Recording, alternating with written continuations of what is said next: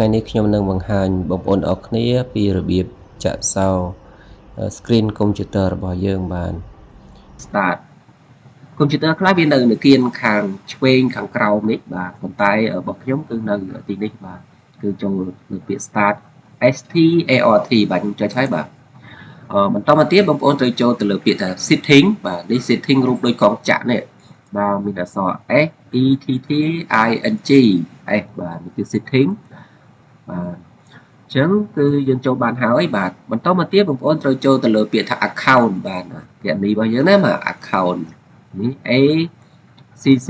O U N T S បាទ account រូបក្បាលមនុស្សនេះបងប្អូនមិនចេះអានបាទចុចហើយបាទបន្តមកទៀតបងប្អូនត្រូវងាកមកខាងស្ដាំហើយអូសចុះមកក្រោមបាទចុះមកក្រោមមកយើងនឹងរកពាក្យថា sign in ដែលមានរូបសោនេះបាទសោនេះ sign in option បាទអញ្ចឹងខ្ញុំចុចហើយបន្តមកទៀតបងប្អូនត្រូវចុចទៅលើពាក្យថា password បាទនេះរូបសោមួយទៀតនេះគឺ password password បាទហើយដោយសារតែរបស់ខ្ញុំនឹងវាធ្លាប់ចាក់សោរួចទៅហើយប៉ុន្តែ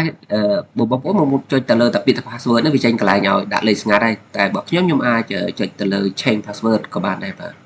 ពួកអីធ្លាប់ចាក់ម្ដងរួចហើយតែបងប្អូនចុចតែ password ជាការស្រេចហើយបាទវានឹងចូលដល់កន្លែងដែលយើងដាក់ password បាទអញ្ចឹងដាក់លេខសម្ងាត់បងប្អូនណាដាក់លេខប្រមាណក៏បានដែរបាទអញ្ចឹងហើយលេខសម្ងាត់ហ្នឹងបងប្អូនចាក់ម្ដងហើយបងប្អូនឃើញពាក្យ confirm នៅខាងក្រោមមួយទៀតណាសម្រាប់អ្នកថ្មីឃើញពាក្យ confirm បងប្អូនត្រូវទៅសេឲ្យដូចខាងលើដែរហើយនៅខាងក្រោមនោះឃើញពាក្យថា pin នោះបងប្អូនអាចសរសេរពាក្យ hello ទៅនៅការពាក្យដែលយើងខុសអញ្ចឹងណាបាទហើយចុងក្រោយគឺ